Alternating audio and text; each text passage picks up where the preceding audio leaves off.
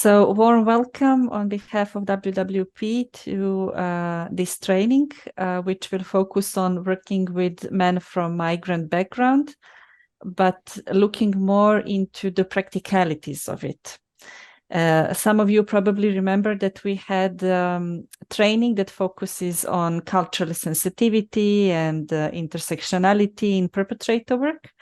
And these are all core skills and competencies that we also need for this work and for this training. However, in this training day, we will look more into the practical level. So how do we do concrete work with men? What's specific in perpetrator work with this category? And what are some good practices? I'm really looking forward to the training today. We have really experienced trainers, Kostas and Juho from Finland. They will introduce themselves in a few minutes, and they are really experienced in conducting specialized programs for perpetrators with migrant background. Okay. I'm Sandra. I'm Training and Capacity Building Manager in WWP. And today we also have our colleague Dure. She's going to support the technical side of the training, and our colleague Elena, who is also quite experienced in this field of work. Okay, so I will give the floor to Kostas and Juho to introduce themselves, tell you a little bit about the training, get to know other participants. So Juho and Kostas, the floor is yours. Thank you, Sandra, and yeah, welcome everybody. And maybe first we would introduce ourselves quickly, me and Kostas. Could we get the PowerPoint show on maybe the first page, or do you guys see it already? Thank you. Okay, so hopefully everybody can see it now. But welcome everybody, and today we're gonna talk a little bit about working with men from migrant populations, practice, and talk about things that affect and how to implement a culturally sensitive approach in your work. And as Sandra mentioned already, you can, if you have any questions or comments, feel free to ask them anytime. We kind of prefer to keep it as much as, how would you say it, what's the word? I can't think of the word right now, but that you can ask anytime you want to, and keep it kind of as much discussion as possible. Right. Yeah, but maybe Kostas, do you want to say a few words about yourself first? Yeah, thanks for participating to this training program. For my part also, my name is Kostas Tasopoulos. I'm originally from Greece. I came to Finland in 2000, married with a Finnish woman, and we have two kids, 16 years old and 28 years old. So I started at this organization. So the name in Finnish is Lyömätön linja Espoossa. We can translate it in English, let's say unbeatable line in Espoo. But we are going all the time to talk about the Finnish spoken name. Okay, I started in 2006. At that time, the Miehilinja, so the men's line, started as a project for 3 years, and at that time I was an expert in domestic violence work, and from 2018 I'm executive director of our organization. Your turn, Juho, if you want. Yeah, and my name is Juho Vehniäinen, and I've been working in Lyömätön linja now for a little bit over 3 years, and yeah, I've been doing perpetrator work here mostly with men from all over the world and Finnish men also. And besides Kostas, I think there's 5 employees right now here, counselors as myself, and we all do the same work basically. So all of our employees, we work with men from all around the world and also Finnish men. And then we have peer support groups also, but we'll talk about that later more. But yeah, maybe we'll get started. So can we get the next page? So yeah, as mentioned, our organization's name is Lyömätön Linja Espoossa. We're an NGO. And yeah, like Kostas just said, maybe a free translation would be unbeatable line or something like that. And we're located in Espoo in Finland. Espoo is a city which is basically located right next to Helsinki, the capital. So we're a part of the capital area of Finland.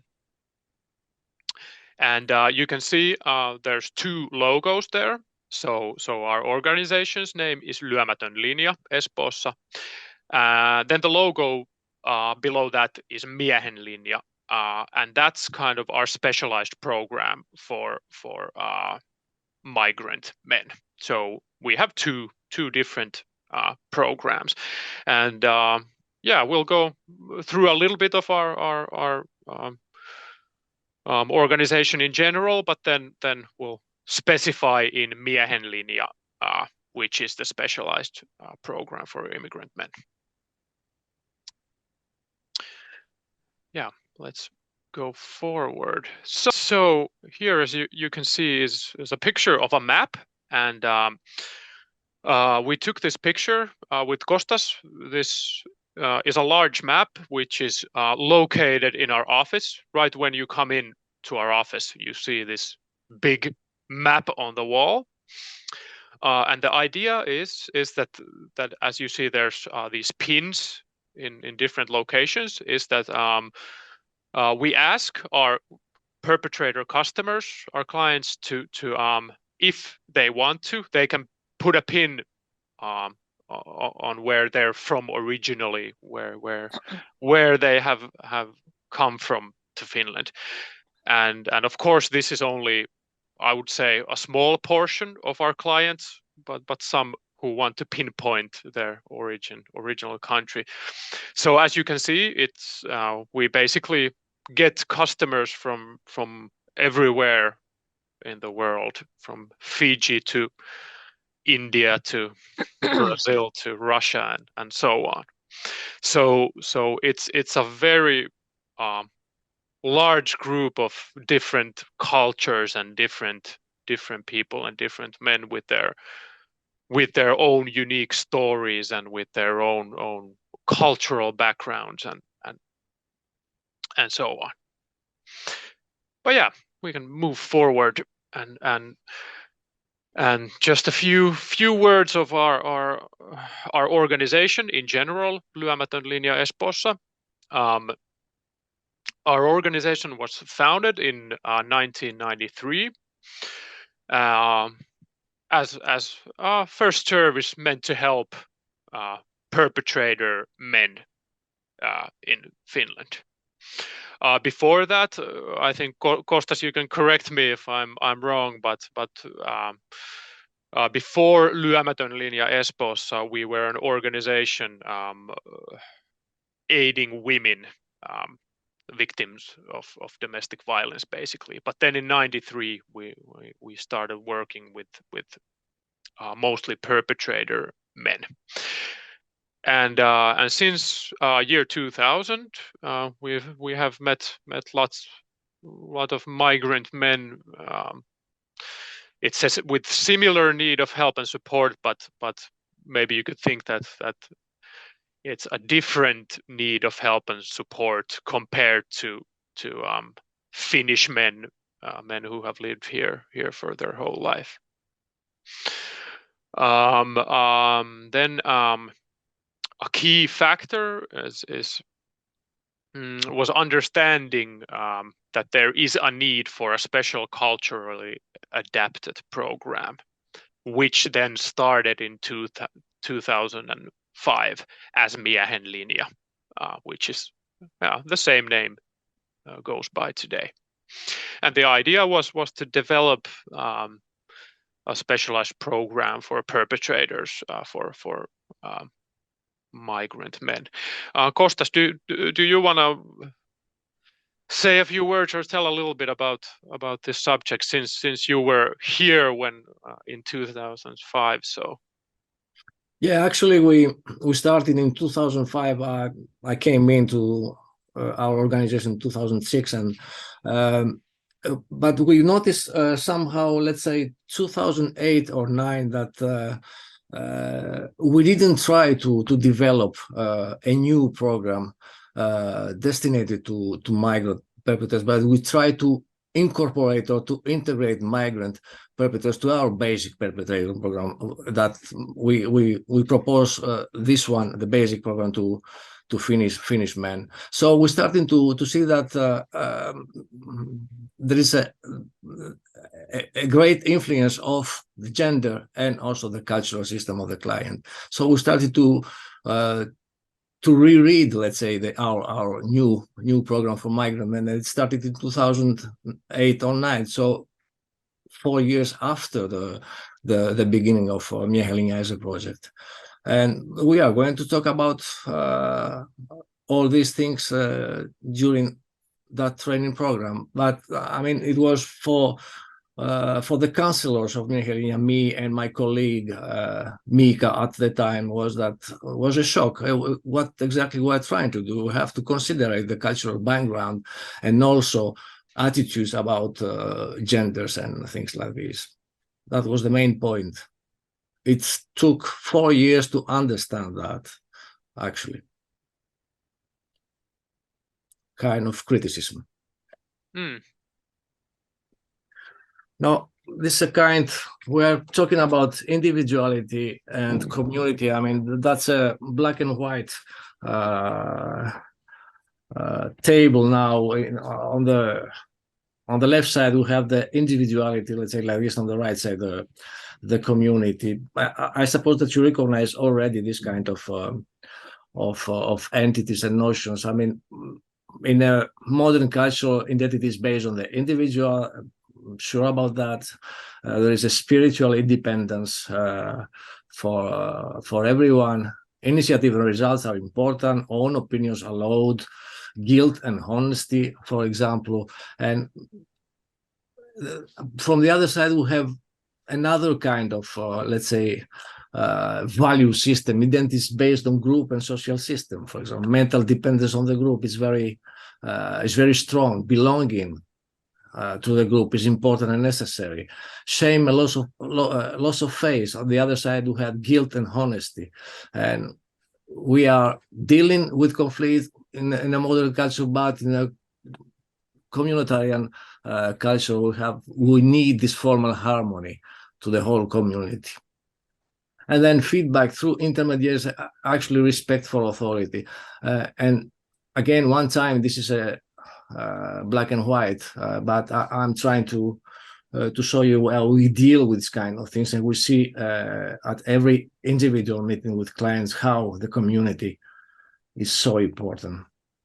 I mean, the basic point, what we're trying to show here is that maybe you have to hear and to meet a migrant perpetrator in another way, not the individual way, but to listen the story, what exactly is behind the story. And we're going to recognize that he doesn't came as a mother, as an individual, but actually he came to our service as a representative of his own cultural group, and then he wants to talk about that, and he fears about what exactly he will going to say, because that will be a, let's say, it will not be good for the whole community somehow.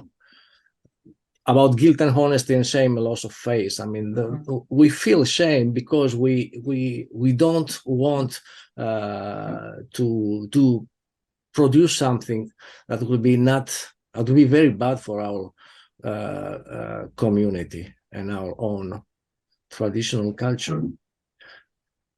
Okay, maybe we can have the next slide, and maybe you can see what exactly how hard can be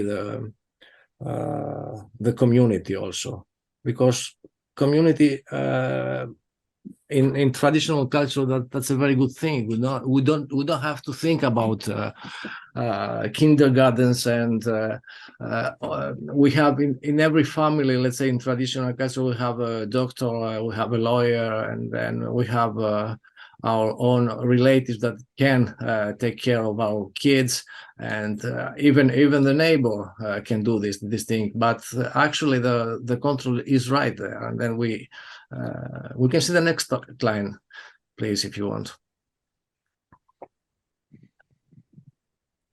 So it's just like this. We have two individuals here, a man and a woman. They are in relationships, and then just see how a lot of people are behind them. Somehow have common relatives somehow up there, and all these people can help, and they do like this. I mean, in a soft way, in everyday life, but the control is huge somehow. Where is something abnormal between the couple? You can click during one time, and then you can see how big will be the pressure somehow. All these people can make choices for the two people down there.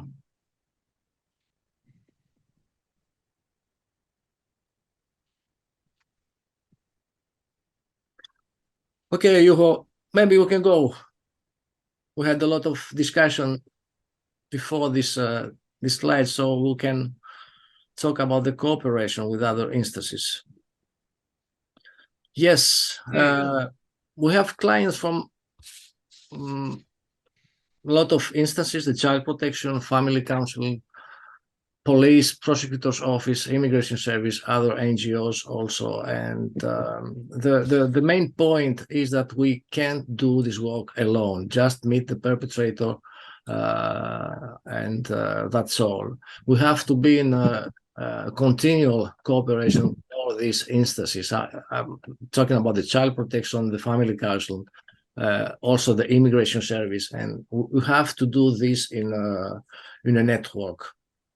And actually, the tool that can give us this possibility is the service guidance to the victim of violence. As Juho said, if I remember well, during the first meeting, we checked the phone number of the spouse, and then another counselor will be in touch, try to propose to her work processes in family counseling or immigration service or other NGOs. And we have this kind of cooperation all the time with other professionals and counselors. And one important thing to note here is that in Finland, nobody can force anybody to join our program. So basically, sometimes the police directs men here, but that's also voluntary. So when a man gets arrested for domestic violence, for example, the police have to ask for their permission that they can give us the man's phone number, and then we will contact them. But yeah, the court cannot order people to go through to our program here.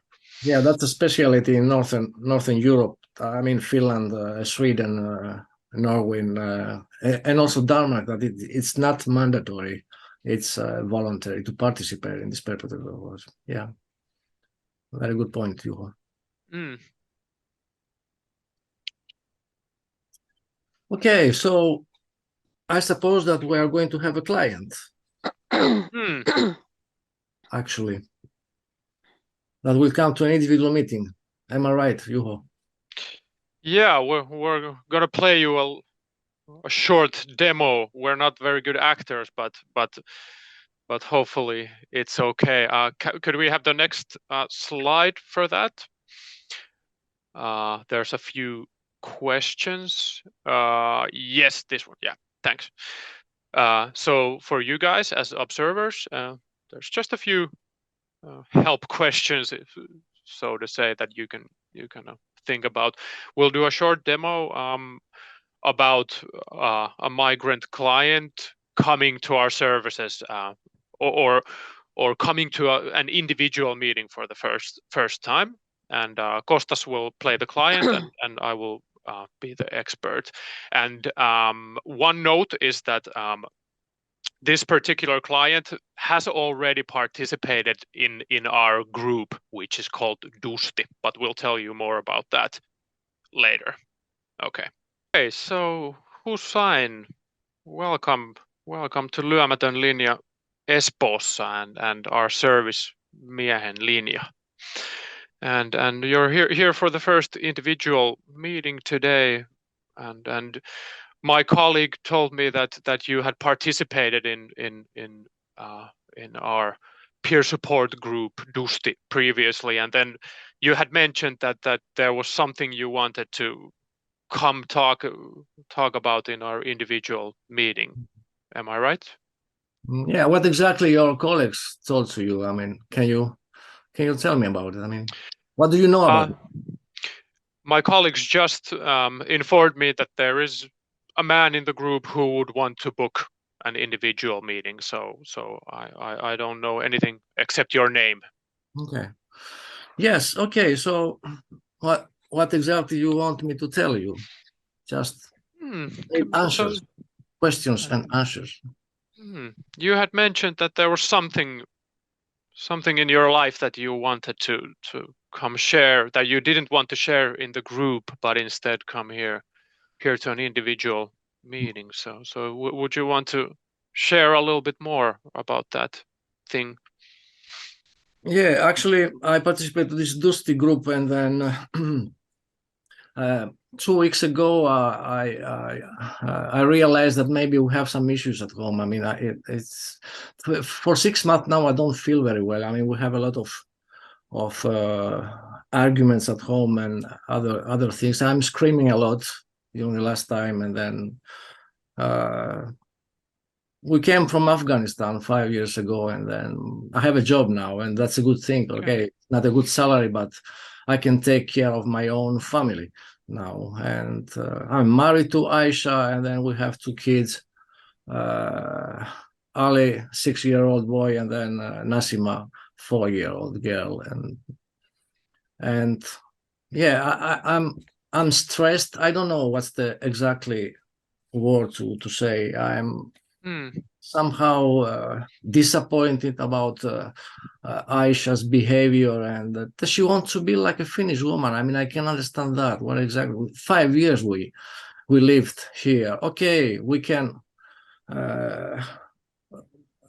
somehow. I mean, in the future we can be like a Finnish family, but not so fast. I can't. I don't know. I can treat with this thing. I mean, that she wants just to behave like a Finnish woman. She's go outside the home. In our own culture, I mean, at our own country, I mean, a woman cannot go to the supermarket alone. It has to be a kind of a relative that will be with her just to go and buy things. And she don't understand. Maybe she needs some kind of help also, but yeah. Okay. So you said you have moved to Finland about 5 years ago, right? Yeah. And I mean, so if I'm hearing correct, you have noticed or seen that maybe there's Finnish women act a little bit different or somehow than what you're used to back home in Afghanistan, or Yeah, the Finnish women are so liberated. I don't know. I can't conceive that. I mean, for my own wife, not now. Maybe in the future, but not now. I mean, there's a lot of pressure for our friends and relatives here in Finland that other guys from Afghanistan told me that, okay, maybe you have to do something with Aisha because it's not a good thing. She's doing the way that she's behaving outside the home. Maybe you have to take care of that. Okay. And has these issues have then led to some arguments between you and Aisha, or what has happened? Yeah, we have all the time long discussions about Aisha's behavior, and I mean I can understand why exactly. I mean, okay, she has the time. She's going to school now to learn the Finnish language. Said, okay, 5 years only here in Finland. Do we have to take distance from our relatives, our friends from Afghanistan, because it goes in that direction? I mean, I don't want that. I don't want that. For example, I mean, last week we had a meeting with other families at home, and then we have a kind of how we are in this kind of meetings. I mean, let's say that the man will go to the living room. They are going to discuss about their own things, and the woman will be in the bedroom or the kitchen, and they are going to discuss about their own things. But I said, no. She wanted to come to the living room just to say that for a woman the life is Finland it's so easy that she wants to integrate in that society and live here her life. Yeah. Okay. Yeah, but okay. Does she have to do like this? I mean, to come to this group of men and talk things like this? I don't know.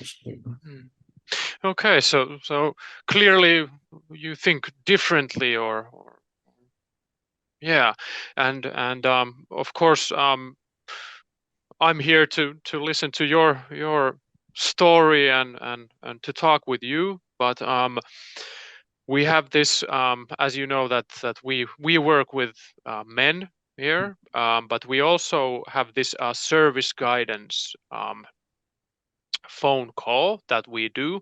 So at the end of our meeting today, I would like for you to write down Aisha's phone number and first name for me. One of my colleagues, not me, but another one of our employees would call Aisha and just to see if another woman. We have women and men working here, but we can try that it would be a female employee who would call Aisha. Okay, it sounds good. Yeah. Okay. What about your children then? How is it going with? It was Ali and you had a daughter also? Yeah, Nasima, 4-year-old. Nasima and Ali. Okay. How is it going with them? At the moment, but anyway, I have to tell you. I mean, because you're a good guy. You look like a good guy anyway. But last week we had an issue, and then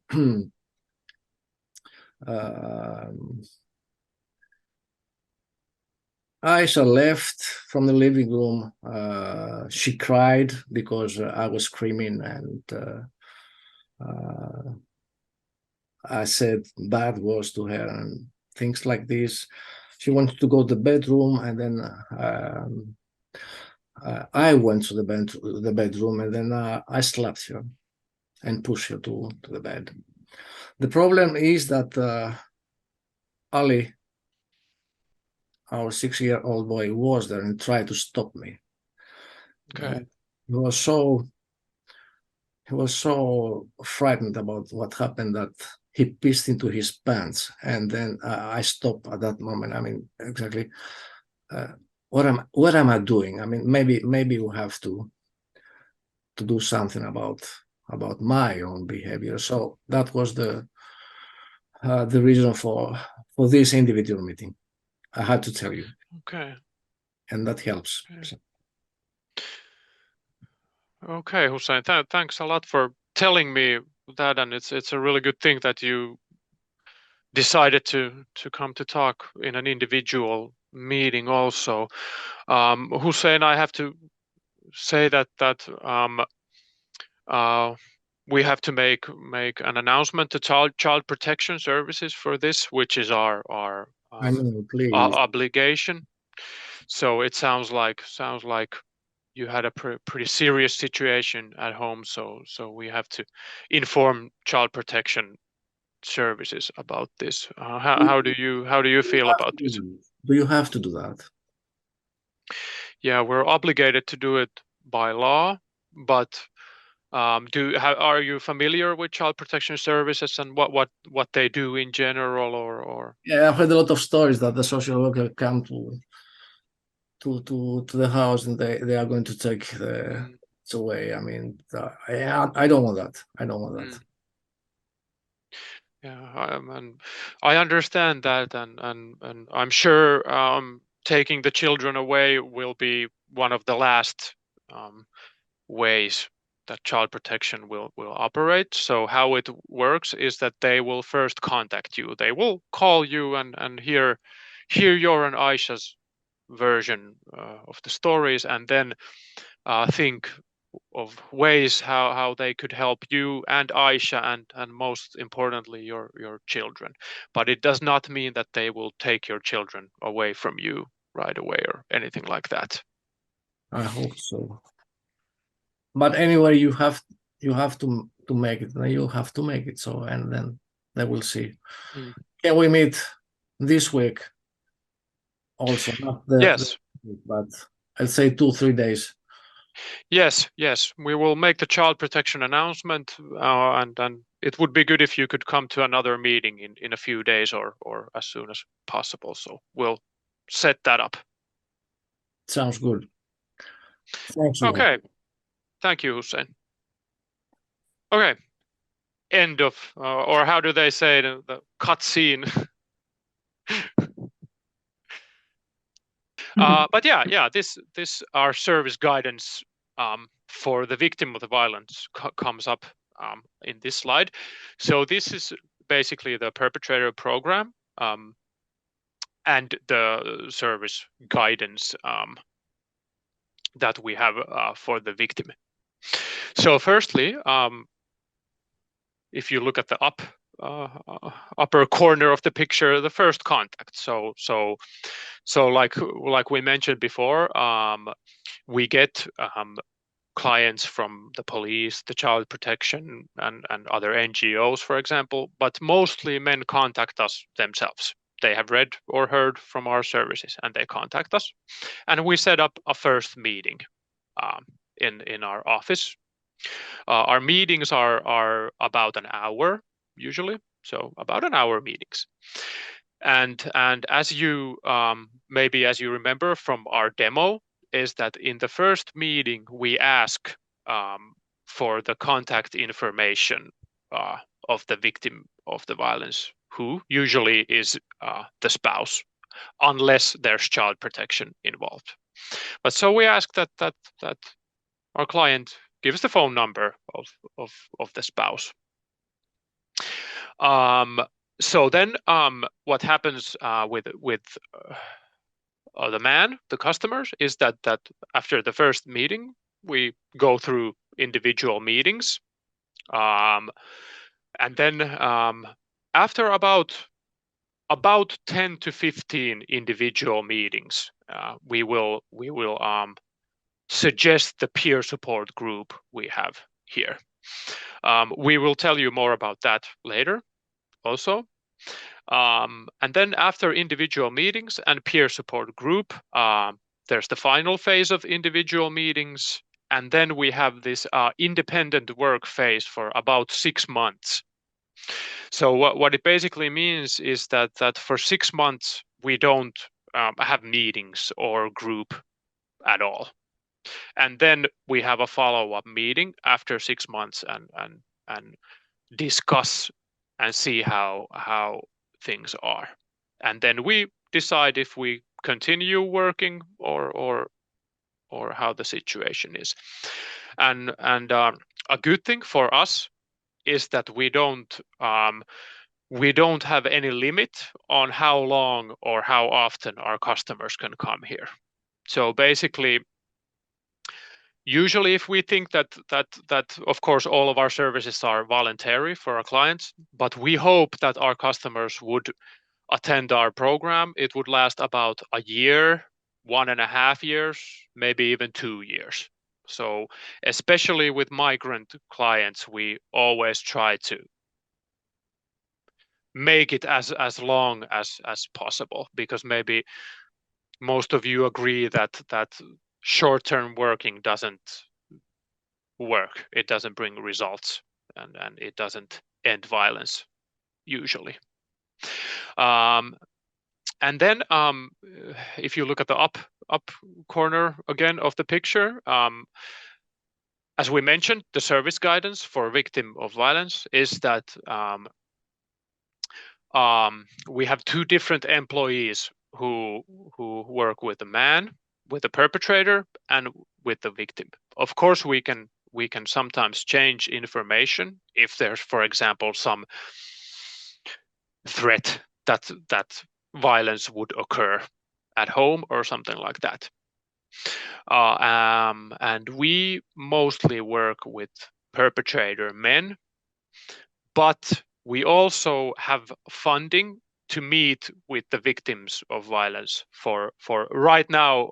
It's for 5 meetings we can meet with the perpetrator's spouse or victim of violence, and so we try to keep in contact with them also, and usually it goes on a little bit longer than 5 meetings, but officially it's 5 meetings.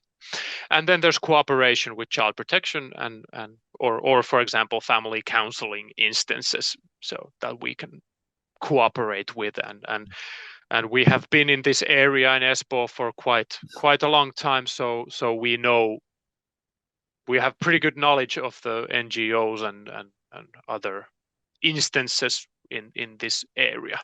And then lastly, possible couple meetings, which got brought up here just now. So we usually do not do couple meetings at all due to safety reasons, but it's also a possibility, but it's only if we can be sure that the situation that both want it and it's safe for the victim. But usually we have almost given up on the couple meetings in general. Anything to add, Kostas? Or yeah, I suppose that we have to, why the service guides, we talk already about that. I mean, we need the other side. We need the point of view of the victim. So that's exactly what we're going to do. We are going to have meetings here in our place for 5 times a maximum, and we are going to the victims can participate to a peer support group for victims for 15 weeks, and that's a very good tool to evaluate also, not only to see the other side of the moon, the dark side of the moon, but we need to evaluate the perpetrator program by interviewing at the end of the peer-to-peer support group for victims of the women that have experienced violence. That's because we have only the story of the perpetrator, and we have risk assessment during the whole process, 3 during the second, the third meeting, the first one. Before the group phase, we have the second one. At the follow-up meeting, we have the third one. And we can evaluate the behavior, and it's a kind of risk assessment. But we need also the point of view of the meeting to see how it works. Does it work, or do we have to make some changes or develop or things like this? That's very important. Important also is the cooperation with the child protection, the family counseling, and somehow with the immigration service when we talk about migrant perpetrators. Yeah. Juho, how we are calling in our organization the first meeting? We have a very interesting name. A crisis meeting is maybe I don't know if it's a good translation. Well, why not? Yeah, but crisis meeting, and we always have 2 employees in the first meeting, just as a safety protocol or however you call it. But then often when we continue, we just continue these one-on-one meetings with our customers. Sometimes with 2 employees if it's a really challenging customer, so to speak.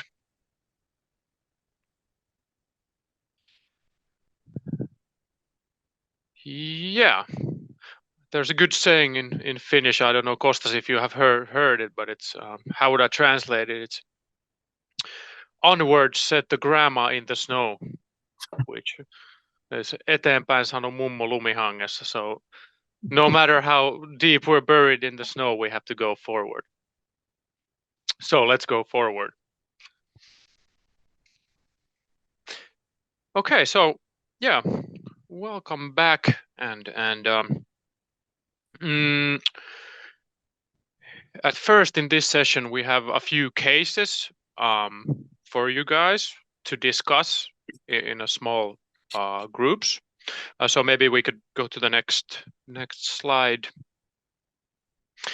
So we have written 2 different example cases for you guys, and these 2 cases are actually real cases that we have had here. Of course, we've changed the names and changed the story a little bit of these clients, so they're not recognizable. But so right, Sandra, now we will or you will be divided to the small groups, and the idea is that you discuss about these 2 cases and discuss about these about different aspects that you think would these 2 cases be eligible for the specialized program for migrant men, or would you consider that they could just go into a normal, so to speak, normal perpetrator program to work? Kostas, anything to add, or Sandra? No, it sounds good, Juho. I suppose that maybe you have to think about the 2 cases. You have 2 different, and that was these are our own clients' cases. We know about the whole picture of Sean and Yorma, and then we want some comments, and then you have to make a choice anyway. I mean, if it's possible, maybe it's not possible, but think about it. And then we'll discuss afterwards about what you guys think and what we think. So also just to say that you have these case studies on the Padlet. So once you enter groups, you can read them. You don't have to memorize everything now. So Dure will share the link to Padlet one more time. And just to check, do you have any questions? Are you clear what you need to do in groups?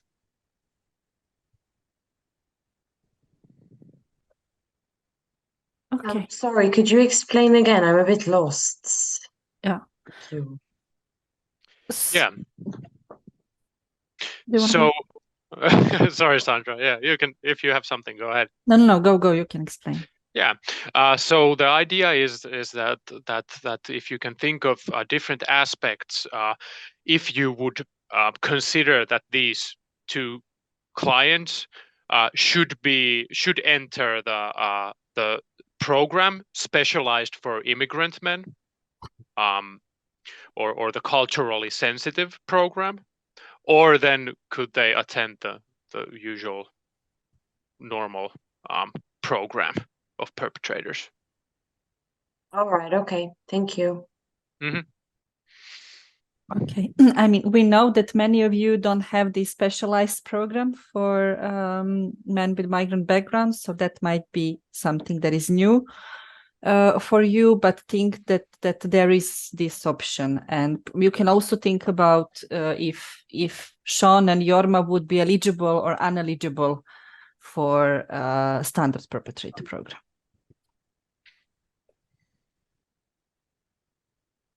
Okay. Thanks for the comment. Juho, how do you think? I have to tell to our participants now to this training program what kind of choices we made. Yeah, well, if we start with case one, and of course, well, firstly said what comes to the perpetrator or victim setting is of course might be a difficult question, but for us it's in our program it's kind of in a way easy because we only work with perpetrators. Of course we do the service guidance, we contact the victims, but it's kind of a different thing. So our program is only for perpetrator men. So we don't in a way we all of our clients go to the perpetrator program. But for case one, Sean is that he could have basically gone to whichever program. Somebody already mentioned the language thing. Of course, when Sean didn't speak Finnish, so in order for him to participate in a peer support group, which is in English, of course, we would have to put him in the specialized migrant program.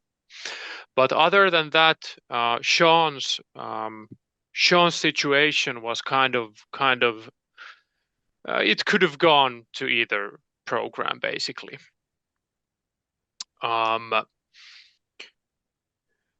And maybe in these two cases we intentionally picked two kind of these like hard cases decide. Mostly of course we can kind of automatically decide which men go to which program. But yeah, case one, Sean, he was in a way a bit tricky case because he could have gone to either one of the programs, and he was very motivated to participate, and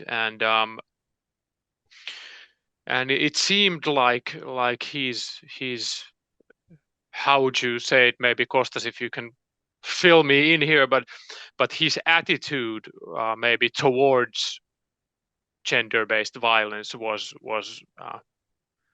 the right one.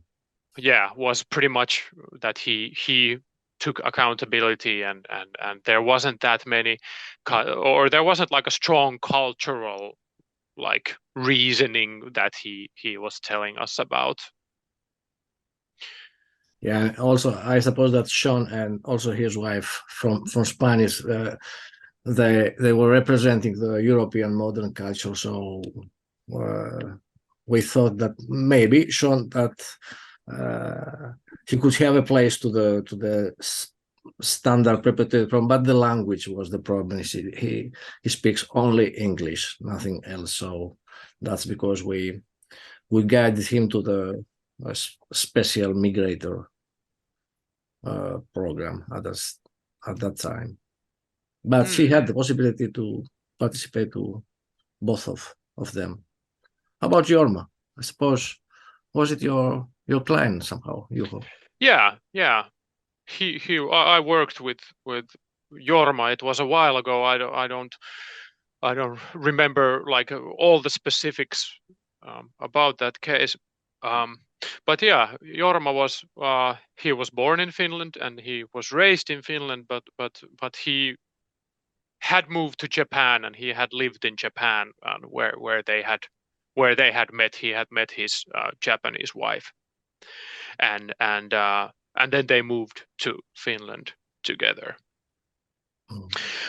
So in Jorma's case, it was also kind of maybe it could have gone either way. We could have put him to the standard program or the specialized program, but in individual meetings we did it in Finnish because his native language was Finnish, but their common language between him and his wife was Japanese and English. So we decided actually to put Jorma to the migrant program, so he could because his English was very good and it was their common language, so he could go to the peer support group in English also. But maybe the main reason was that the way he described their problems and violence in the relationship, there were very strong kind of indications to culture, and the way he was describing that he himself was brought up in a pretty like liberal family in Finland, but then his Japanese wife was brought up in a really strict conservative environment.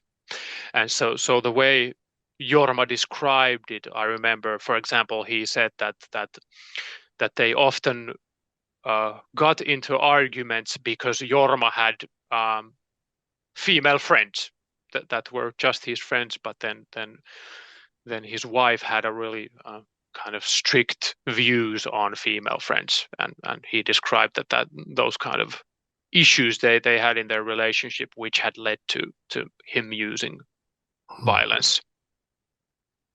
But then again, Jorma also probably could have gone to the Finnish program also because he spoke Finnish fluently and he was brought up here, but we put him to the migrant specialized program.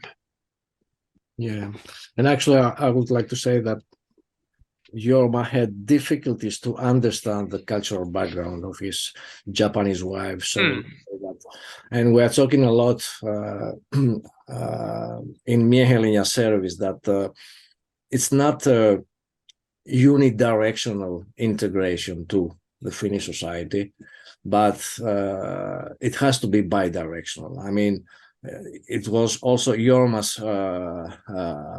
duty to think about own wife's cultural background. So we thought that would be a good case for the Miehelinja, and it would be helpful for him to talk about this. What exactly he experienced via his wife. And I suppose that that in Japan, we are talking about gender-based violence. I don't know if you know already, but I can say to you that let's say that a minimum of 3 or 5% of Japanese women can go to the university to study. I mean, that's a kind of traditional and even patriarchal culture system in Japan. So anyway, that these were our choices anyway. Both of them, Sean and Jorma, had the possibility to participate to the standard perpetrator program or the specialized perpetrator program for migrants.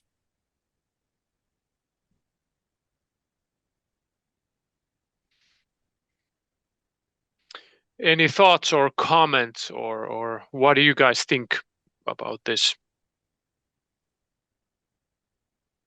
I was just wondering what happened with Jorma's wife. Was she considered for the perpetrators or victims program, or both? What did you do with her? We contacted her. I don't remember where we guided her, probably to some kind of service, but in our service she was the victim, of course, because that's how our program works. But sometimes we can direct our customer spouses. In Helsinki, there's also this NGO who work with women who use violence. So we can always guide our customer spouses in there if they feel like they need help in their own use of violence.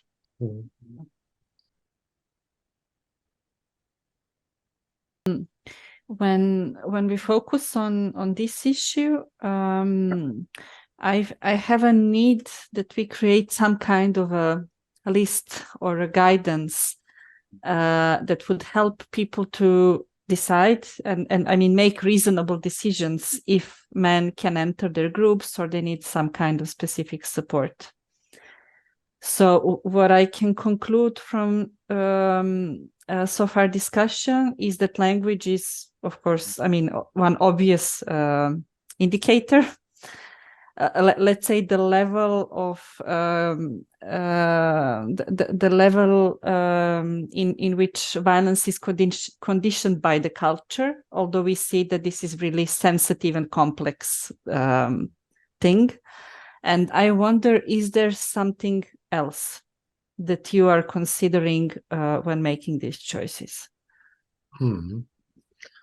Just like this, I can say that, I mean, the level of the integration of the migrant client in the Finnish society, the British society, the Swedish society, I mean, it has to be, that has an affection and influence to the whole process. I mean, if there is near zero the level of integration, I mean, in the Finnish society, the client, the perpetrator cannot perceive the specialities of the Finnish cultural system. So I will add this one. I mean, we have to treat, and actually that's a very good point, because we have to tell, and you are going to see the themes of the Dusti group somehow, that we're talking about things in a preventive domestic violence group. We're talking about things about the status of the woman, the child, the man.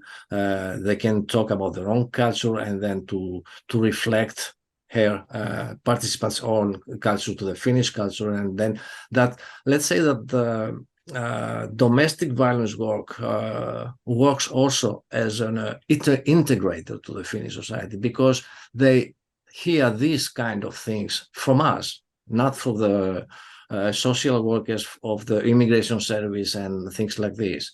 That's somehow the domestic violence works integrates people to the Finnish, migrant people to the Finnish society, because we're talking a lot about these entities with them. So, yeah, I mean, but the level of integration of the migrant client is very important, actually. In what way you can define own culture? It's a question for all of you. How do you define your own cultural system? Yes. Yeah, that's the question. Define a cultural system. I mean, that is it possible for me to define what kind of culture is the Greek one? I suppose it's very difficult. But a great guy, Edgar Schein, said that culture is like water or fish swims, or in another way, culture is like a fish in water. It's around you from all sides, but its existence is not acknowledged.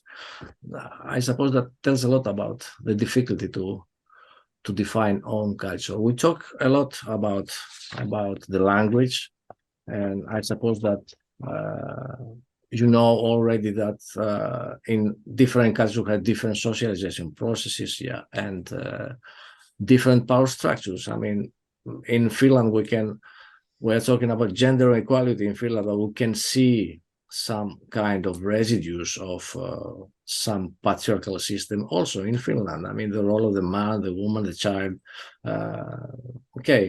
Even if we talk about a lot about gender equality, but we can constate with our Finnish clients that we have these residues. And actually, we'll talk about religion. Religion is a part of our culture. I suppose that we think exactly in the same way. But the problem will be, and if it's possible to have the next slide, maybe, and we with our clients we are going to talk a lot about that. I mean, we are talking about the overall human identity or client's identity or men's or woman's identity. We have the social identity, and on the other side we have the personal identity. Now, that's normal. I suppose that you know already that we belong to different groups. It's the age, the gender, the generation, profession, nationality, language. We are modified by these groups, and we need to be part of these groups. That's exactly the social identity, and that in that way the social identity is formed, and different dimensions of social identity tell us what we have in common with others. That's very important, I suppose. We need to feel that we have common things with the others. That's the meaning of society and the sense of belonging. But on the other way, we have the personal identity, the personal traits. We know already that each person is unique, different in relation to other members of the same group. I'm a Greek, but I can think in a different way with my cousin or with my brother. I mean, the cultural system is the same, but I'm a unique person somehow. And why thinks about social identity and personal identity? Because of we have the social and the personal identity that modifies the overall identity of a human, and the cultural system also affects in this modification. If we are talking about, let's say, a traditional culture, we are going to put the focus more in the social identity side than in the personal identity side. And actually in European cultures, modern cultures, that will be somehow in the other way. I'm going to talk more as an individual in Finland during the individual meetings than a member of a kind of group of the society. And that's the big difference. Juho said already that we have to meet our clients as an individual, but somehow, and that's the cultural sensitive approach that we have to understand from what exactly he is talking about. We can realize that maybe the social identity is more important for him than the personal one. And our goal is to, during the whole process, to move a little bit from the social identity to the personal identity. And it works. It works. Somehow we have a lot of examples that we constated that a huge change happened. Not only in the violent behavior, okay, that's the main thing, but also in the level of attitudes of our clients. They are coming at the end of the process. They are coming more like an individual, a man, and not as a member of his cultural community. And it's very good to see and to feel that. Okay. Let's go to the next slide.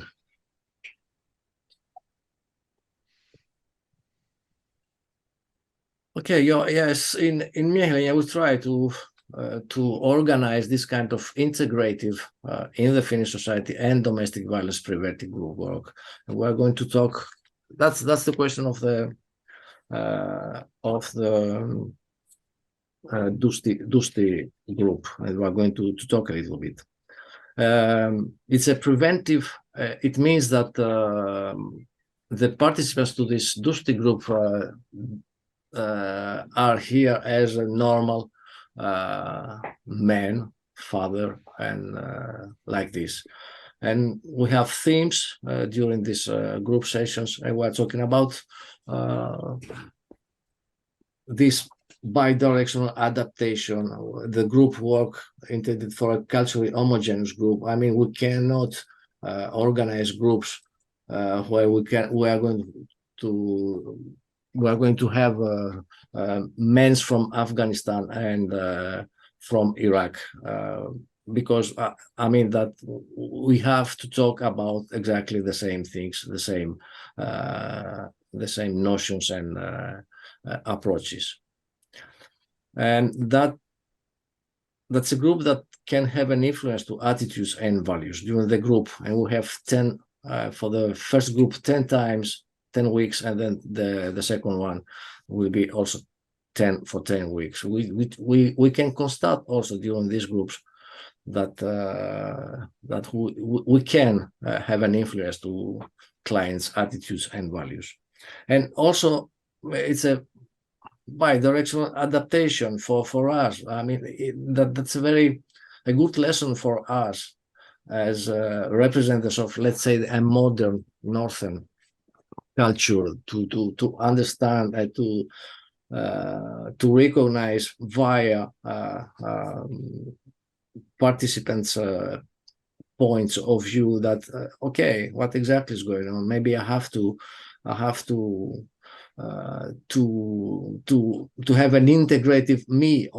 integrative approach to my own culture somehow, to recognize what exactly participants tell me about my own culture.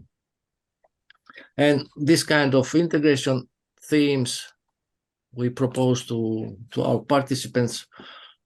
Integration themes, for example, the position of a man and a woman in Finland in their own country. Very, very good discussions about these these things and attitudes and values. And we discuss about domestic and intimate partner violence on a general level. We have two sessions about this theme. And the goal is to identify a violent behavior during the group. And actually, if I can have I said already that dealing with domestic and intimate partner violence in preventive group activities can also serve as a tool for integration, and it works like this. Can I have the next slide, please? Could I add something?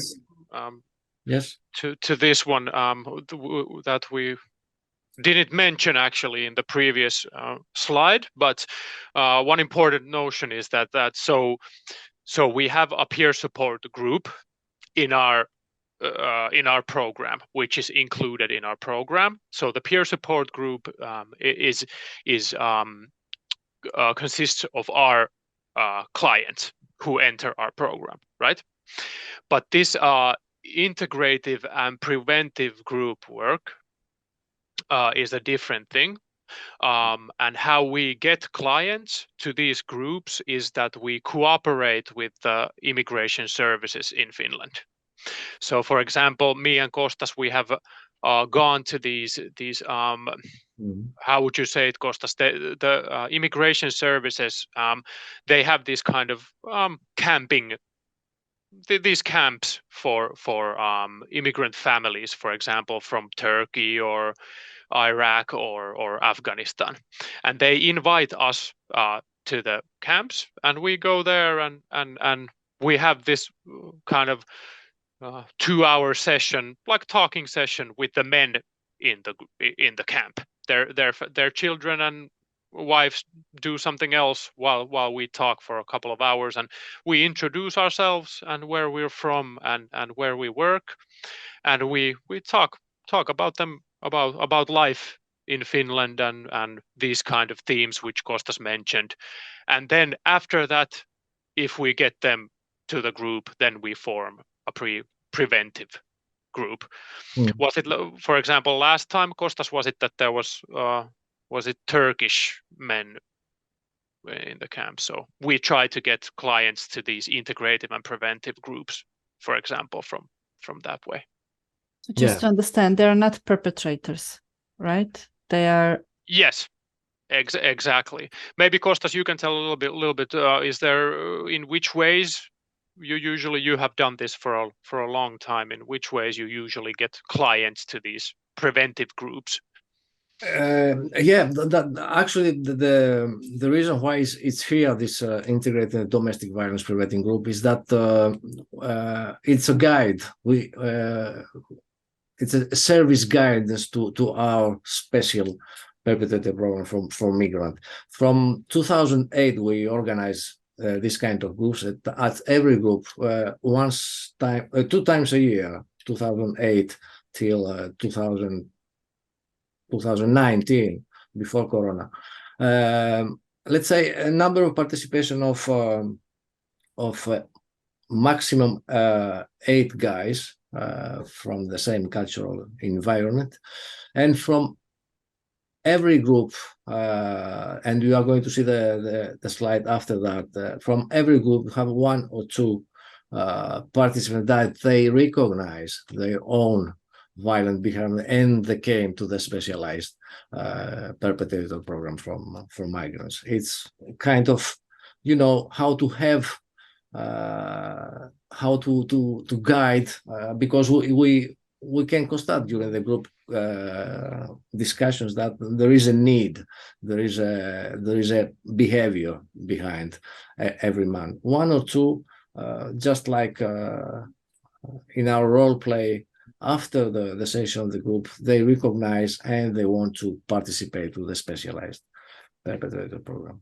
That's because we put the thing. But I suppose that very good. That should tell like this, Juho, because we have a special peer-to-peer support group in English language, and Juho, you are going to speak about that. Mm-hmm. Okay, let's go to the next. And that was the model. I mean, we started with preventive work, and during the group sessions, or the first group, we have participants that they are identifying their own violent behavior, and then we are try to, as we demonstrated with Hussein, that we are going to arrange an individual meeting, or they asking about to participate in an individual meeting, and we're in the individual meetings, we are trying to the client is taking responsibility of his own violent behavior, and then he goes directly to the specialized perpetrators program. If there is no like this, I mean, we continue with the follow-up group 10 times 10 weeks, and then the circle works like this with all the participants. So that's the point here, that I mean, from this kind of preventive, integrative in the Finnish society group work, we can get clients that will participate in the specialized program. Okay, next slide. Next slides will be, okay, the next one. And that's exactly the Dusty model, or Dusty for us.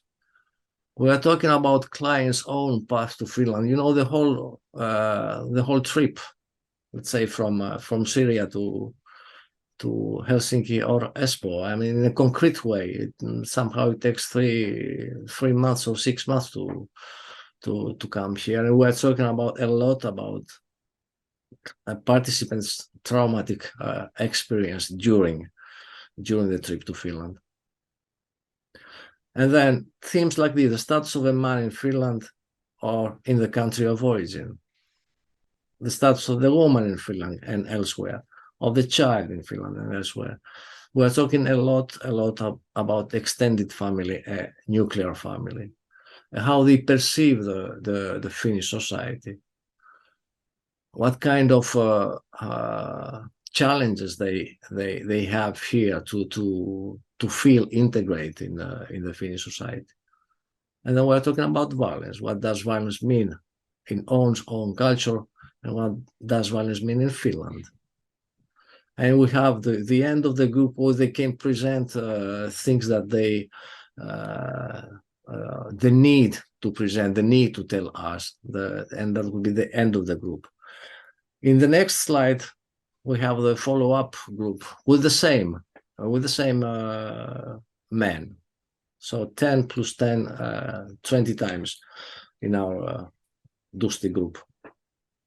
And I have to tell you, when we realized that it was the first group was a success, we sit down with the immigration services, social workers to develop the second group, the follow-up group. And we had a whole day to think about the themes. And if I remember very well, I mean, the thing, because we during the first group we talked a lot about domestic violence, where in a free way they presented honor-related violence and arranged marriage and other things. That was so good to hear that this kind of trust they have. So we started to develop the second group by thinking about all the 10 themes, the 10 sessions will be about violence in your own family, violence in the family of origin, violence in school, and this and that. It was 10 themes about violent behavior. And when we presented during the first session, the orientation session, to the same guys that they were in the first group, they commented like this: but you know, everyday life, all life, it's not only violence. So we started to think, oh, what exactly is going on here, because we try to see only from our point of view, of a professional point of view. Okay, we're doing this work, domestic violence, gender-based violence. Now we are going to boost up the whole group, but they didn't want it. So during the first orientation session, we demanded that what exactly you think that we can find like themes, and we have these ones that came from the participant. Raising children, first session, registered the second one. Good relationship, 2 sessions. The story of a Finnish perpetrator, a guy that was in our services, a Finnish guy, came to the group just to tell exactly about his own story. We talk about roles in the family, about the Finnish culture, about the Afghani culture, and the last session was the feedback. So that's the preventive model that guide also to our specialized program for perpetrators.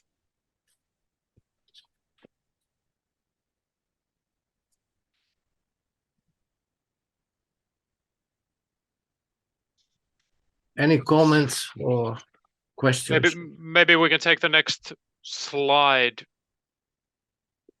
Here are a few questions for you. So it's a kind of again a theoretical point of view that we constated already that these things happen, and I'm talking about how we are in a meeting as a professional with a migrant perpetrator. a Dutch anthropologist, his name is Gert Hofstede,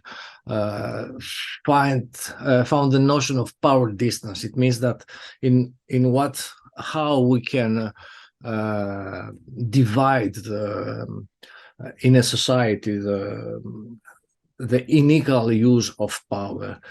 So Hofstede said that we have the notion of power distance can be big or small. Actually, it means that what kind of expectations our clients have for a professional like us. In Finland, for example, the power distance is very small. There's no expectations. I suppose that the Finnish guy thinks that he can by himself take his own choices. He don't need the help of the professional. But in traditional cultures, the power distance is very big. It means also that we have to guide a migrant perpetrator. We have to give him something to go with it and during the whole working process. It means also that, for example, in Finland, we can see the president in the street and there is no problem. In traditional culture, it's very difficult to be in touch with this kind of people, and we are waiting when the power distance is big that for example the social worker can use his power to guide the perpetrator. Another entity is the culture. We live in traditional cultures or modern cultures. It means, like, I suppose that I don't have to explain more than this, but and actually the third point is the perception of time for men and women. I mean, in a modern culture, the perception of time is based on the future. We can see, we want to see to the future, but in traditional patriarchal cultures, I mean, the perception of time is based on the past. I mean, it means that I am carrying the whole history of my family, of all my relatives, of my community, and I'm living with that in the present, and I have to project it to the future. It's a little bit different approach, I mean, in traditional cultures. So imagine that we have a client. He's a product of a traditional culture. The power distance in this culture is big, and the perception of time is based on the past. And from the other side, we have a professional, a counselor. He lives in England, for example, or in France, and in a modern culture, the perception of time is based on the future, and the power distance is not so big but small. So if we're talking with our client in this kind of situation, there is no contact. Doesn't happen. I mean, everyone, the client and the professional, are speaking and are living during the individual meeting in their own worlds. There is no contact. What can we do? I mean, that's exactly an aspect of the cultural sensitivity. I mean, both the client and also the professional has to make a move and try to understand all these things from the other. If you want, you can click to the next slide, to the next encore. Yes, okay. And we're at that point. I mean, when we both professionals and perpetrators try to have this kind of contact, they are obligated to understand notions like culture, like power distance, like perception of time, and we start to be in contact. That was amazing in Mieheliä when we started to we participate in meetings at the child protection offices and things like this, and we constated that there is no we can feel, the social worker can't feel the perpetrator. And from the other point of view, I mean, the client doesn't want to open difficult situations, to talk about his sentiments, his feelings, and things like this. But I suppose during the working process, we are trying, if both of us try to make a step forward and try to understand what exactly is in the background of the client and also the professional, it works. And we have good experience about this this model. We have a second demo for you guys, and maybe to keep that the power distance and all that stuff in mind, maybe in this demo. I guess some parts are kind of based on that, maybe somehow. I don't know what you guys think, but yeah. So yeah, so we're gonna do a second demo, right? And in the second demo, Sandra will also join us, me and Kostas. And yeah, so there's going to be 3 of us. We have a client, and then an expert, an employee, and the third person is a cultural mediator or translator, or yeah. So a few questions for you guys to think about in the demo or while we do the demo, and then we'll discuss it afterwards again, like last time. Maybe also just to note that I will be a male perpetrator.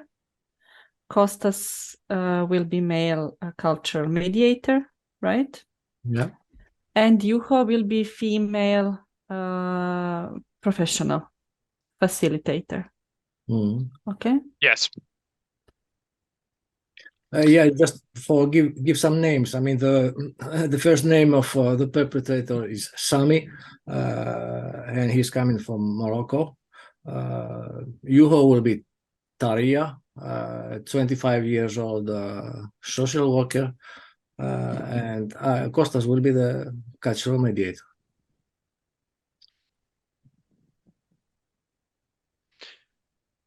Okay, and one more thing for the record, Sandra will be speaking Serbian, so of course me and Kostas cannot understand what she's saying, but it's irrelevant. So just listen to what the expert, me, and the cultural mediator Kostas is speaking.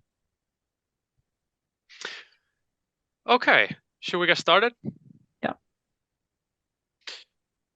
Okay, so Sami, welcome to our services here in Lyömätön linja Espoossa and our Miehen linja program. And you came to our services through child protection services, and we have a cultural mediator translator here also. So welcome.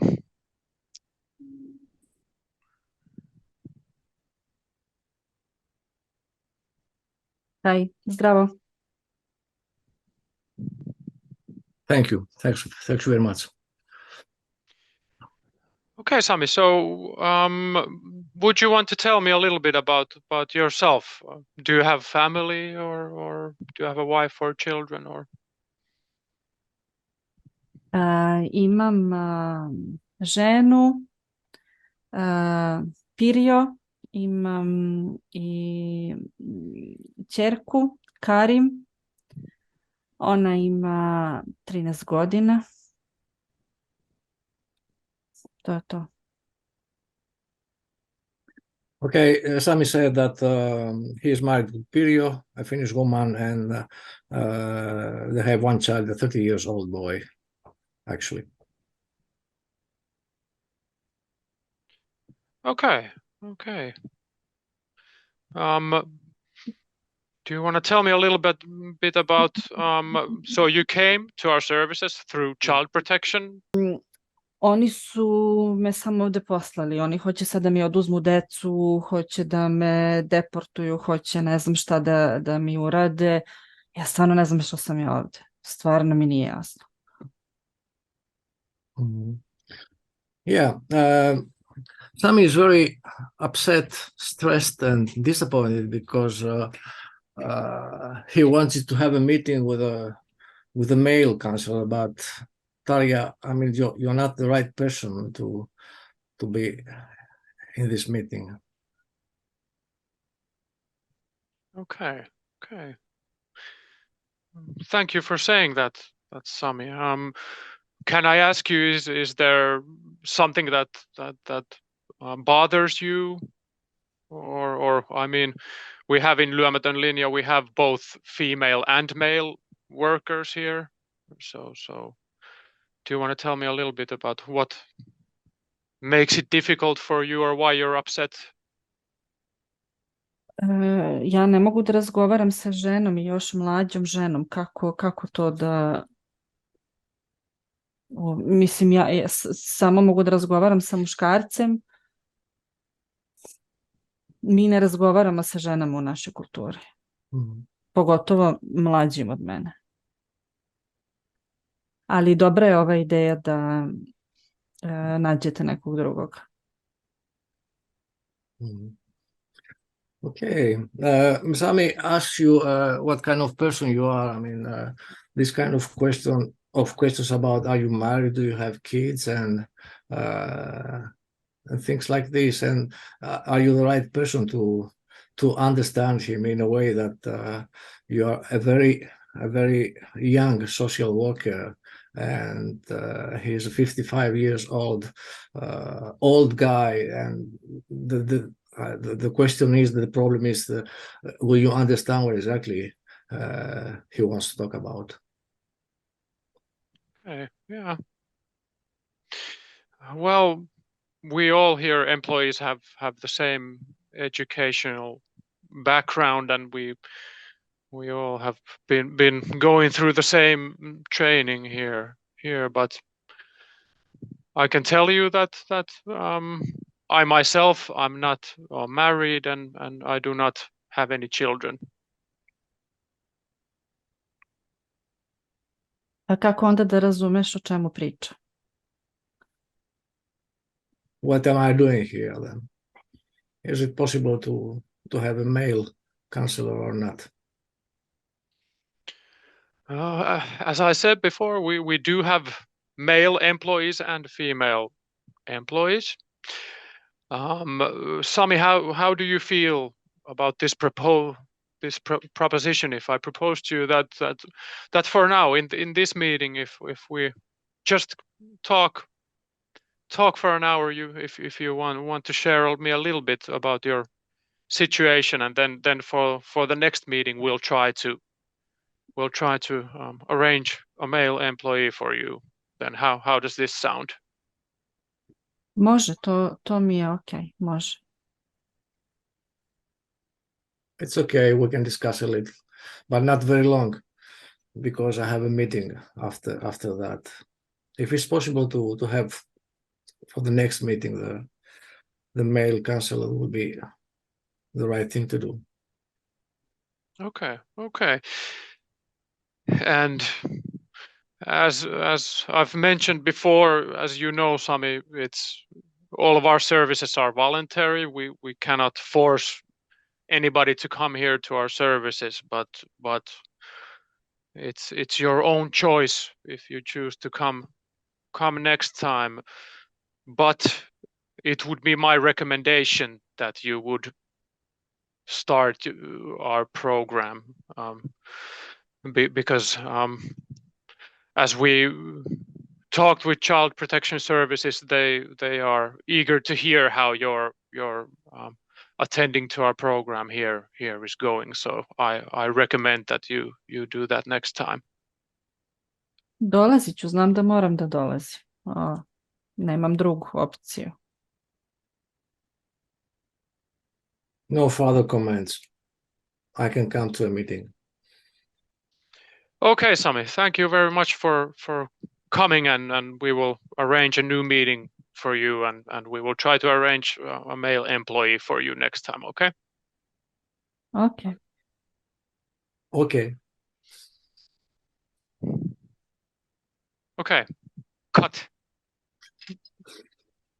When doing this. And I've seen that a lot with colleagues that are not trained, or with my professionals and social workers and psychologists that are not trained in working with interpreters, and that can be very hard. Mm. Yeah. Good point. Very good point.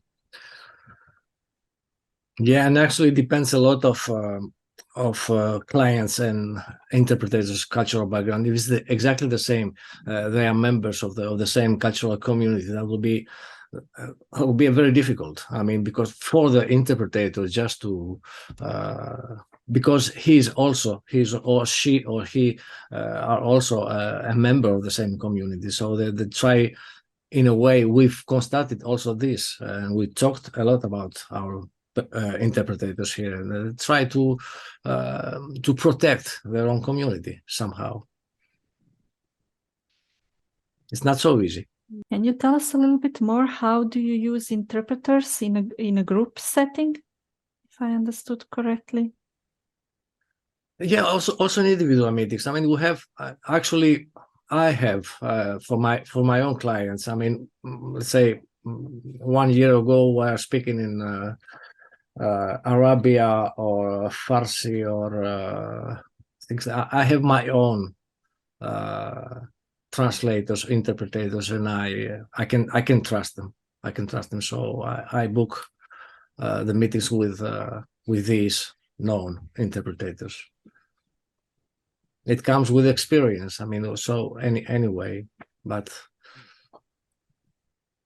Yeah, and to Sandra's question, I would add about the group setting is that what Kostas was before we had lunch. Kostas was telling you about the DUSTI, the preventive group model.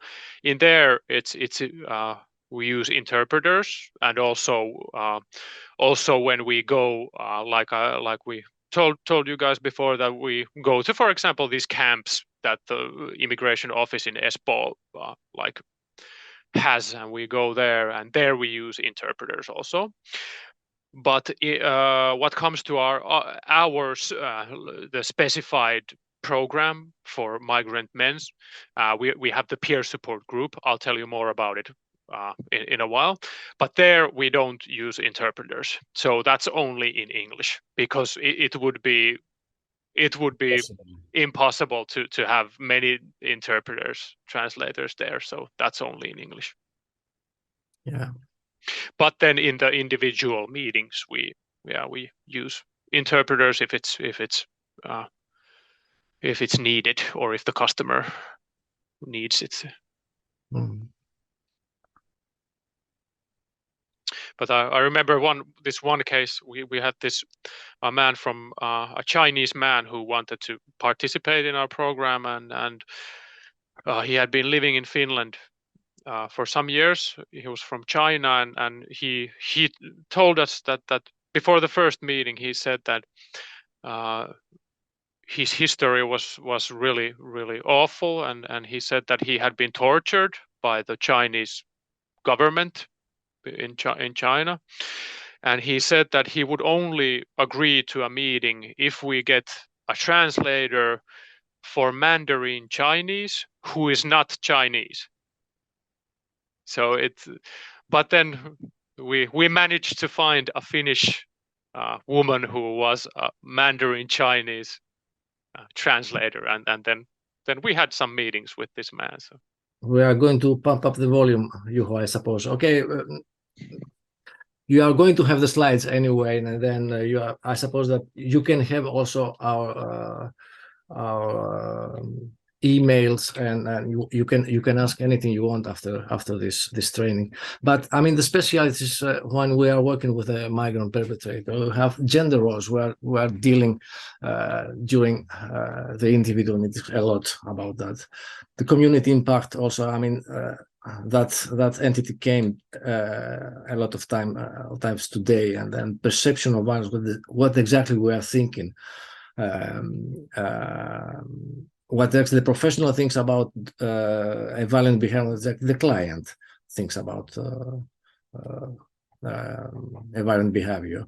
And then very, very important thing, I mean, the feeling, the experience, I'm talking about the client of being between two cultures. I mean, the perpetrator wants to integrate in the Finnish culture. It's a little bit difficult, but anyway, exactly the community's impact is so strong. So he's totally living in no man's land. I have constated a lot of times with my own clients this kind of picture. Perception of the family. I mean, what exactly do we are thinking in Europe? I suppose that the norm is the nuclear family, but in other countries in the world, the extended family is the norm. And then the customer's perception of the relationship between employee and customer. I suppose that we have good examples about that they the client thinks that we can have a concrete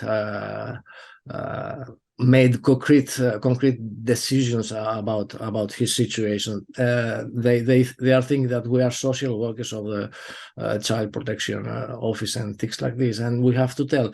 And that's a little bit strange that when the client understands that we can't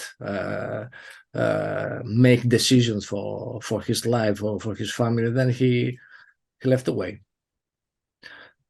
Equality, and in how we understand the notion of equality, and actually the influence of religion.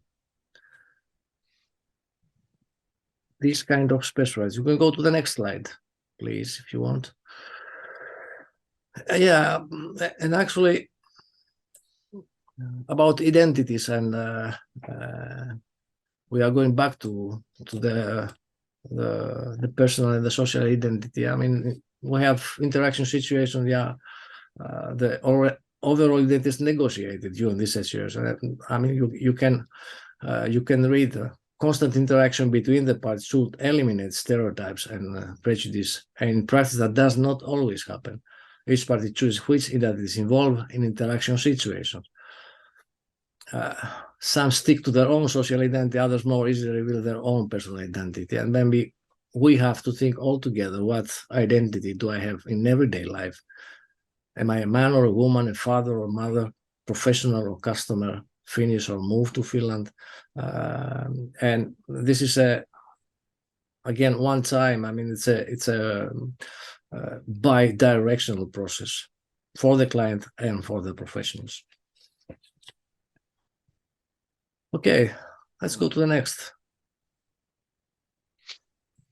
These questions for you and for all of us, we can discuss about that. Noticed in our the second demo we just had, the customer asked the employee that are you married or do you have children, and questions like that, which are pretty personal, of course, and I guess you just, there's no right answer to that if you should or should not reveal that kind of part or personal info about yourself. But yeah, but can I ask you, Kostas, you've been living here for years now in Finland, and you speak Finnish and stuff like that, so have you had any experiences, in negative or positive experiences in this matter?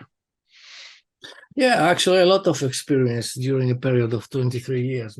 Anyway, but you know, as a Finnish guy, you know exactly how the system works here. I mean, that's based on the personal identity. They don't want to hear what was my life before. I mean, it will be good to have a small talk during an individual meeting before to go to the subject, the real subject of the discussion. And I mean, it's a little bit difficult for migrant men or a migrant man like me. I mean, I need some kind of a small talk. Let's talk a little bit about the weather and the snow before the thing. No, let's go to the point now.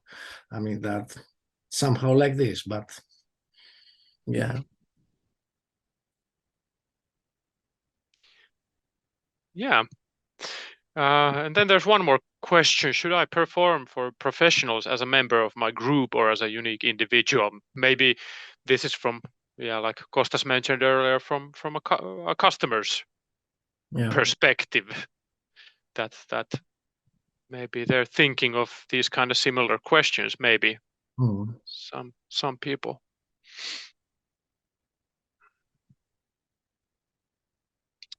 Yeah, so if we're thinking about gender equality or about equality in general, I mean, we have in traditional, and I'm talking about traditional cultures now. I mean, the system works like this. We have the man, the woman, and the child. We're talking about masculinity, femininity, and childhood. And there is a kind of model like this in these patriarchal cultures that we have obligations and rights, and we have the directions. It works like this: that the child and the woman had a lot of obligations towards the man, and the man has enormous rights in relation to his wife or his child. And we are trying all the time, I mean, to try to find the right balance in our specialized perpetrator program for migrants. Have you constated this kind of inequality with your own clients, do you think? Yeah, okay, so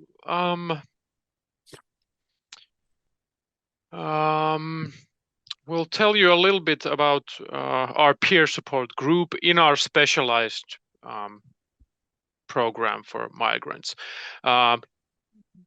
Previously, Kostas was telling you about the Dusti model group, which was the, so to speak, preemptive or group. But I'll talk to you a little bit about our actual peer support group for our customers, who are already our customers, who attend our program. So the first peer support group was organized in 2010. The language of the group is English. Like mentioned before, that unfortunately it's basically impossible to have many interpreters in the group, so we have to have it in English. And so basically the peer support group is 15 times. So it's once a week for 1.5 hours in the evening time here in our office. And we have 2 counselors in the group and usually from 2 to 5 participants. We take more, of course, if we get more customers, if our customers want to participate into the peer group sessions.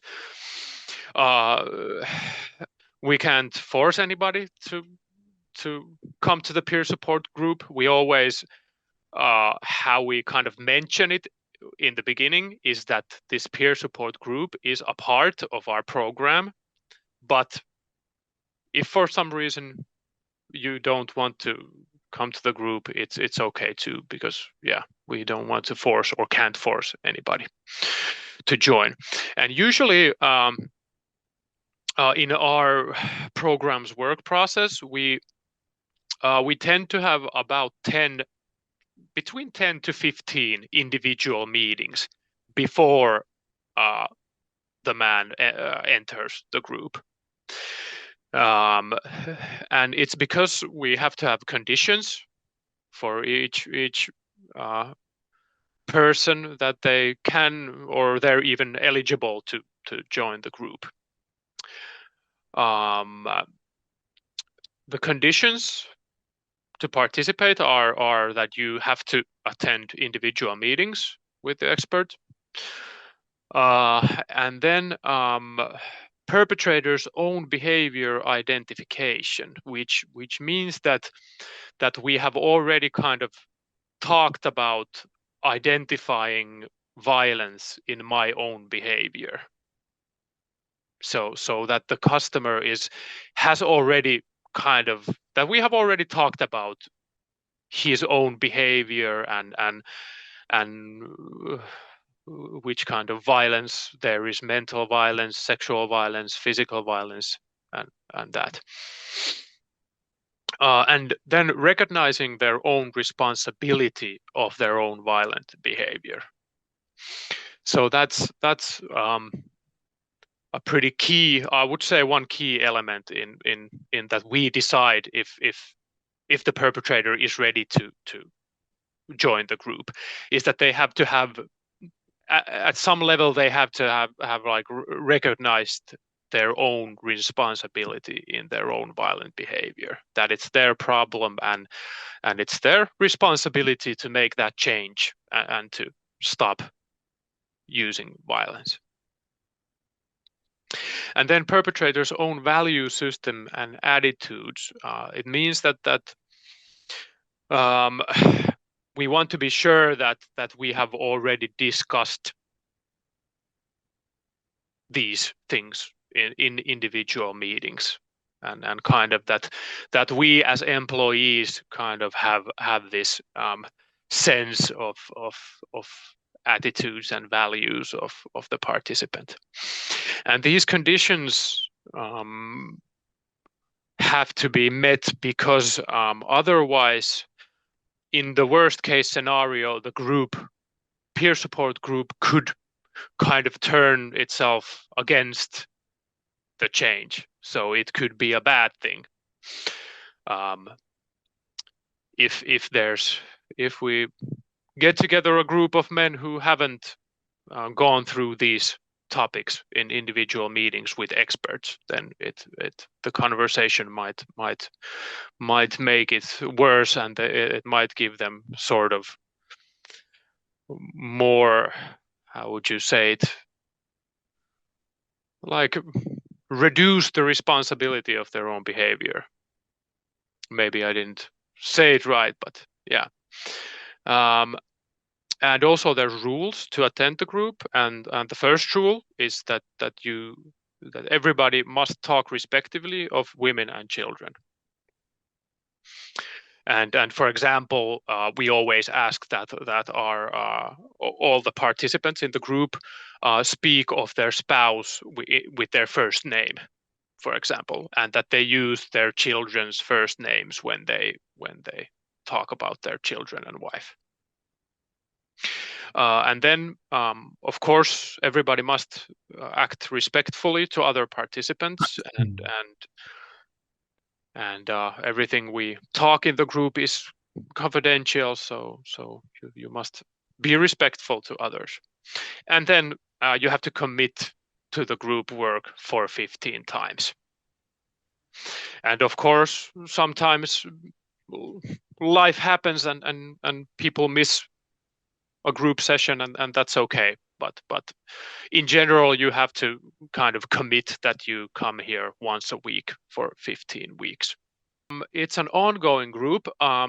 In this slide, if you look at this slide, you see that these are the themes that we go through in each group session, right? So there's 15 group sessions. So there's 15 topics that we have divided into these 5 sets. So how the group works is that it's an ongoing group. We have a break in the summer and in Christmas time, but it's an ongoing group. And in the beginning of each set, a new participant can join. So basically what it means that every third time a new man can come in, and then at the same time people who have gone through the 15 times then leave the group. So it's a closed group, kind of closed group. Every third time a new man can join. So here you can see all the 15 topics. Unfortunately, we don't have time to go through all of them now. We have a few examples coming up, but how the group works is that it's 1.5 hours once a week, and for the first 45 minutes of the group session, the first half, we always just kind of reserve for speaking freely. That we ask our participants that everybody can tell how their week has been. Has there been any violence? Has there been any arguments? Any tough situations in their life? And then they can share and comment on each other's stories. And then the latter 45 minutes we go through these themes. So the counselors kind of present each of these themes, and then we discuss about that theme. Okay, so here's a few examples of a few themes that we picked up randomly with Kostas. So the first theme of the group is physical violence. So here's what we do. We usually have this kind of help note paper, ready-made paper that we give to the participants. And in the first group sessions, physical violence, the aim is to recognize the forms of physical violence and identify or think about the process that takes place. So which kind of emotions, choices, and actions are related to the act of physical violence?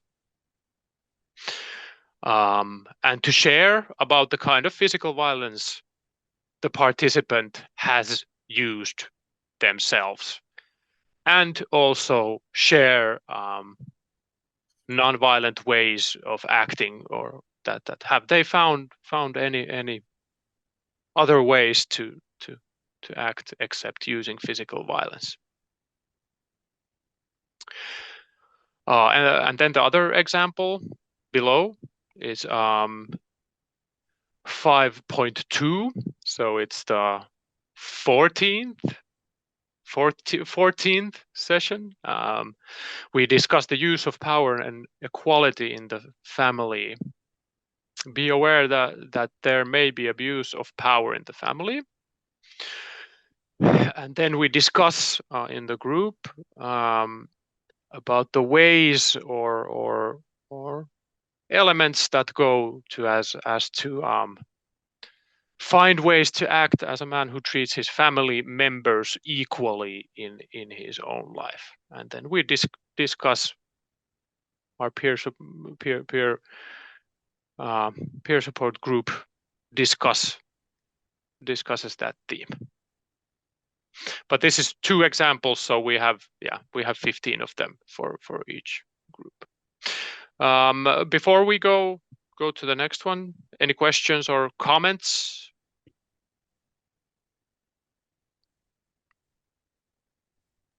So what I'm wondering about, this looks really similar to what we might call standard perpetrator program, right? In terms of structures and the topics. Is there anything that is specific, let's say, for this group, or just the context that it's different language and different target group? We do have some different themes in the Finnish group. One different theme is that in the Finnish group we have this one topic is that we get our old client, one of our old clients, to come attend the group and then to discuss how he has been able to make the change.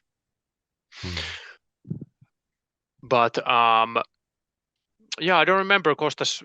Do you remember if there's any other, which other topics is the different in the Finnish group? I suppose that the fourth period about low rights of the victim and taking responsibility, we don't speak with Finnish guys because it's very clear. We are talking about shame and feelings.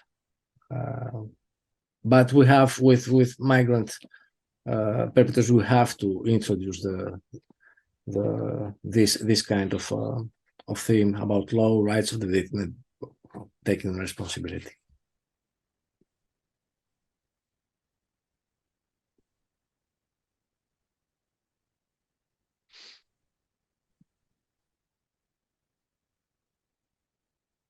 Okay.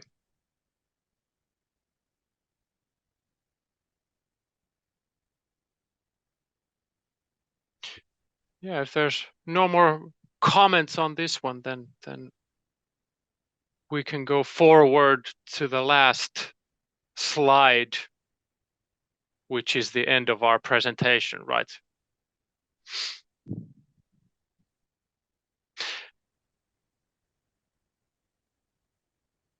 Okay. Then I think we can close the training. Thank you a lot, Kostas and Juho. We had a really great training and we finished earlier, so you made us, professionally happy and also gave us some unexpected free time, which are both two pluses. I'm really happy that we managed to have a training that is really practical and that really relies on your practical experience in working with men from migration background. I'm aware that the context is quite specific, with from the point of view of funding, how your programs function, and so on. But I'm sure that there are many things that we can also bring to our programs and think about what we can implement, because this is actually a segment of our work that always can be improved, no matter how well we are already conducting our practice. I would also like to thank all of you who participated at the training. For me, it's always a pleasure to hear from you and to hear different experiences. And once again, I confirm how our trainings become richer and richer because we have such a wide European expertise in the virtual room.